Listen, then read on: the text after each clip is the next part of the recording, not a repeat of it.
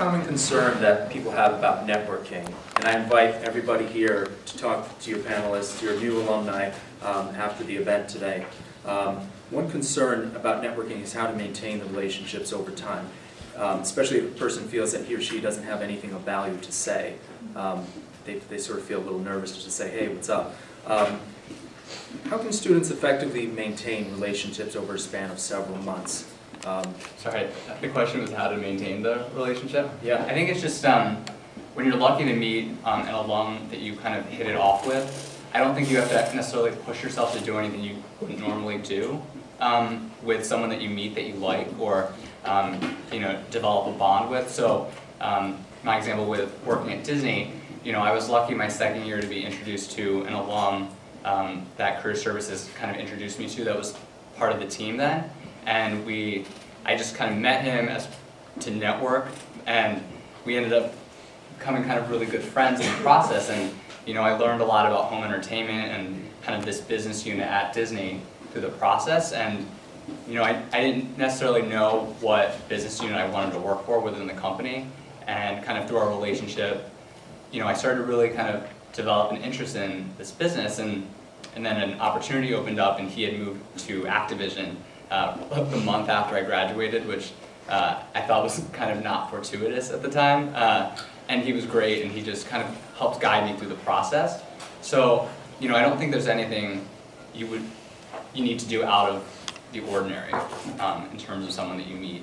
And if you don't hit it off with them and you don't find interest in what they do, I think it's pretty natural not to follow up with them, and maybe that's not the path you are going to end up wanting to go in anyway. So just stay real, if that makes sense. I would say if you don't have anything of value to talk to them about, find something of value, make something of value. Make sure that every time you're reaching out to someone that you're remembering that this person could be the one that helps you. Because the person who Raj was talking about is who helped me as well.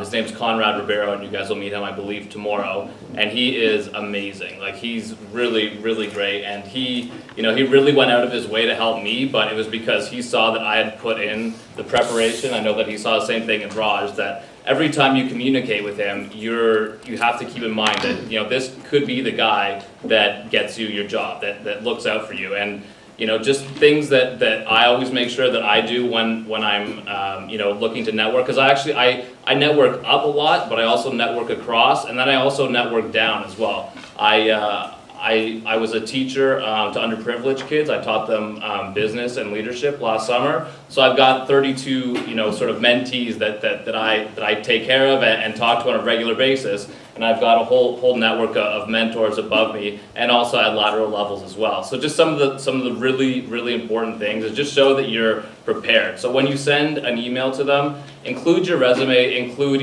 where you may have met them, and sort of what your goal is, what you'd like to do, something memorable about you. Like, one thing that I always do is I mention my 56 countries, because that's one thing that everyone will remember that about me. So even if it's just like, hey, you might remember me from this, such and such, and then brackets 56 countries, smiley face. Just something stupid like that, and they're like, okay, yes, I remember who this guy is.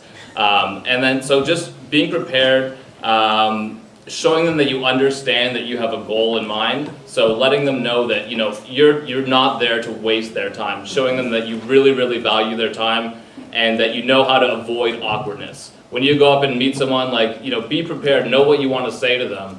Show that you have a plan. Have questions written down of what you want to get out of this. Like, what is your goal from this? If it's just to learn more, that's great. If it's to get more about the company or about specific jobs or just career direction or whatever it is, just make sure that comes across. You come across as someone who's well prepared and knows what they want and knows how to not waste someone's time. And always, always, always pick up the bill. Don't do the awkwardness of, oh, you want to split it like this, like pretending to grab for your wallet. Just don't let them pay.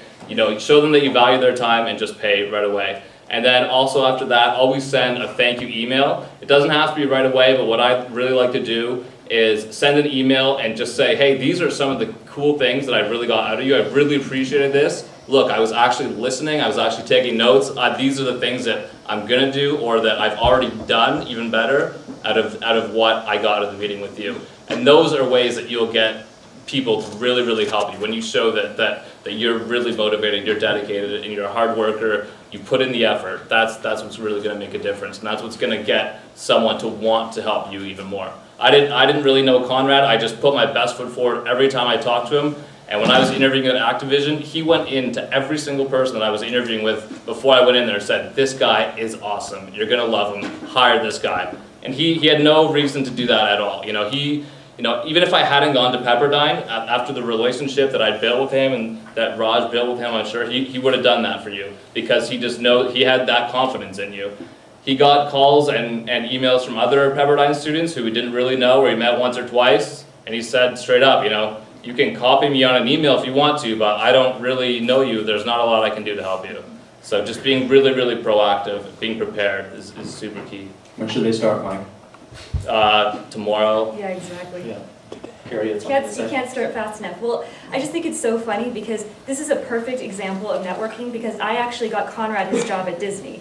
So, you can see how it's all interconnected here, and I gave a recommendation for George to get his internship at Fox. So as soon as you can start networking, it goes beyond the classroom, and it just, continues through your whole career, because, Conrad and I now are friends, and we call each other, and I'll say, hey, I have someone who's interested in gaming. He'll say, I have someone that wants to be in home entertainment.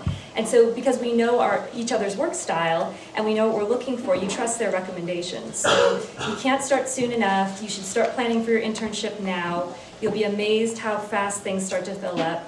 And the big thing is people love to talk about themselves. So if you don't have anything to say, you're really there to find out more about them. So you just have to have some really good questions.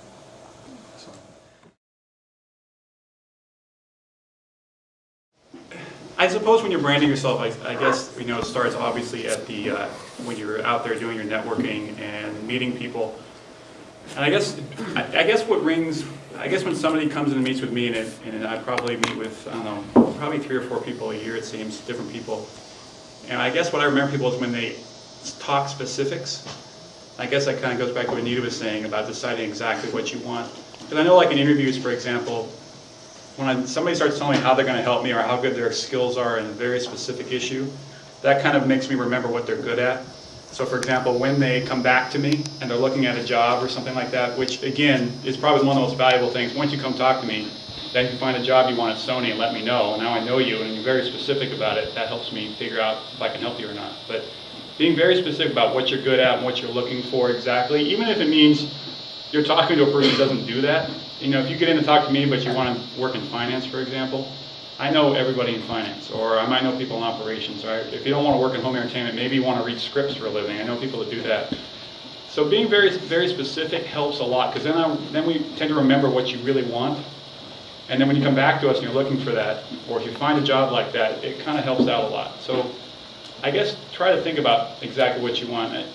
I try to think, for example, I don't really like it that much, though some people do, like to hear, like, I really want to work in entertainment. It just sounds to me like somebody who wants to be a PA for a producer.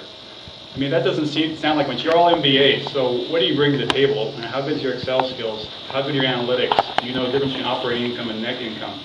Do you know the CPG market? We're in the business of making money. I know that a lot of people, they hear about the entertainment, anything to get my foot in the door, but that's more the theatrical side to me. I mean, that's where you do anything you can just to get your foot in the lot. But when it comes to working where we work in home entertainment, it's much more about how to make money. Because we make the majority of the money. When you see those films that cost $200 million to make, 75% of that money comes from the fact they think $175 million is going to be at the home entertainment side, whether it be on television, DVD, Blu-ray, VOD, DST, anything like that. So we're in the business of making money, and that's where you have to be specific if you want to work, especially if you want to go into entertainment. At least that's what I think.